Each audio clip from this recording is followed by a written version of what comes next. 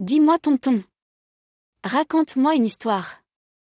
Aujourd'hui ma fillotte, nous allons attaquer l'œuvre de Xénophon. Chapitre 1, moyen de reconnaître les qualités d'un cheval. Hop hop hop. Générique.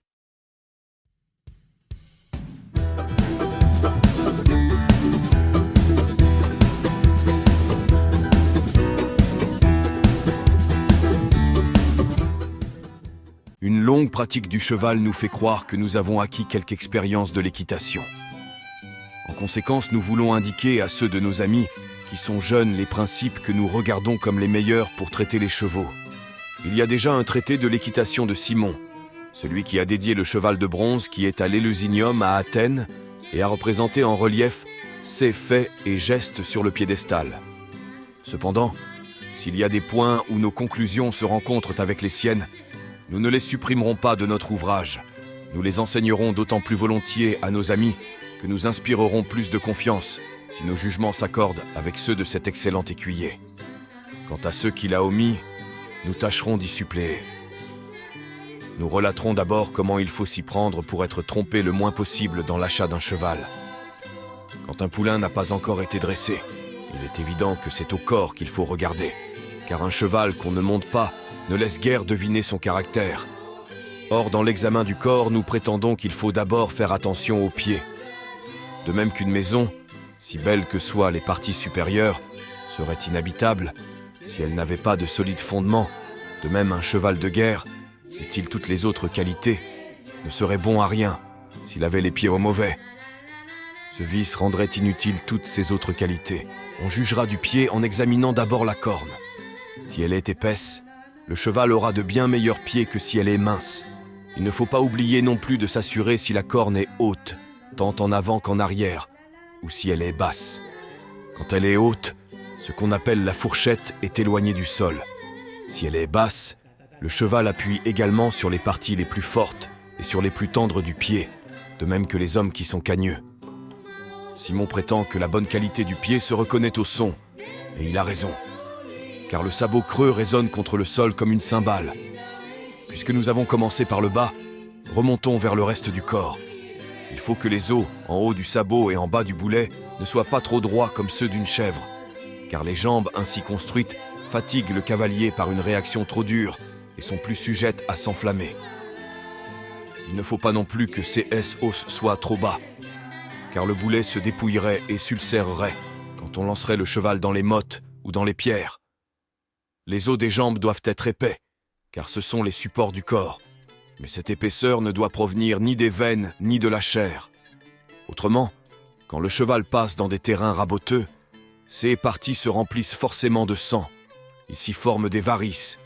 Les jambes grossissent et la peau s'en détache. Et quand la peau s'écarte, il n'est pas rare que la cheville se débotte et que le cheval devienne boiteux. Si le poulain, en marchant, fléchit mollement les genoux, on peut conjecturer que quand il sera monté, il aura les jambes souples. Car avec l'âge, tous les chevaux prennent plus de souplesse dans les genoux. Et c'est à juste titre qu'on estime la souplesse. Car un cheval souple est moins sujet à broncher et il se fatigue moins que s'il a les jambes raides. Si la partie de la jambe qui est sous l'omoplate est charnue, elle paraît plus forte et plus belle, comme chez l'homme. Plus son poitrail est large, mieux le cheval est constitué pour la beauté et pour la force. Et mieux il porte les jambes écartées, sans les croiser. Que le cou ne penche pas de la poitrine comme celui du sanglier, mais qu'il s'élève verticalement, comme celui du coq, et qu'il soit grêle à la courbure. Que la tête soit osseuse et la mâchoire petite. Alors le cou protégera le cavalier, et le cheval verra ce qui est devant ses pieds. Un cheval ainsi conformé, si fougueux qu'il soit, ne forcera jamais la main. Car ce n'est pas en courbant, mais en tendant le cou et la tête que les chevaux essayent d'avoir raison de leur cavalier. On examinera encore si les mâchoires sont toutes deux sensibles ou dures, ou si elles le sont inégalement. Car d'ordinaire, les chevaux qui les ont inégales ont la bouche plus dure d'un côté que de l'autre. L'œil saillant paraît plus vif que l'œil enfoncé, et la vue a plus d'étendue. Les naseaux ouverts sont meilleurs pour la respiration que les naseaux resserrés, et donnent au cheval une expression plus terrible. Et en effet, quand un cheval entre en fureur contre un autre cheval, ou qu'il s'anime à la course, Il ouvre davantage les naseaux. Un large front, des oreilles petites, tels sont les caractères d'une belle tête de cheval. Le garrot élevé offre au cavalier une assiette plus sûre et une adhérence plus ferme aux épaules de la bête. L'échine double est plus douce à monter que la simple et plus agréable à l'œil. Si la côte est large et renflée vers le ventre, le cheval est plus facile à monter, plus fort et généralement plus aisé à nourrir. Plus les reins sont larges et courts, plus le cheval a de facilité à lever son avant-train et à amener le train de derrière. En outre, le ventre en paraîtra plus petit, tandis que, s'il est gros, il défigure le cheval et le rend plus faible et plus pesant. Les hanches doivent être larges et charnues pour être proportionnées aux flancs et aux poitrails. Si elles sont tout à fait compactes, elles seront plus légères pour la course, en même temps qu'elles rendront le cheval plus vif. Si la fente qui sépare les cuisses sous la queue est large, il tiendra les jambes de derrière écartées, et ce faisant, il aura plus de fierté et de force dans son aplomb et dans son allure, et il y gagnera sous tous les rapports. Voyez l'homme. Quand il veut soulever quelque chose de terre, c'est toujours en écartant les jambes plutôt qu'en joignant les pieds qu'il essaye de le faire. Il ne faut pas que le cheval ait de gros testicules. C'est d'ailleurs une chose qu'on ne peut apercevoir chez le poulain. Quant aux jarrets, aux canons, aux boulets et aux sabots du train de derrière, il faut en dire autant que du train de devant. Je veux indiquer aussi comment on peut deviner aussi sûrement que possible de quelle taille sera le poulain. Si en naissant il a les jambes très longues, il deviendra très grand, car chez tous les quadrupèdes, les jambes ne s'allongent guère avec les années. C'est le reste du corps qui prend un accroissement proportionné aux jambes.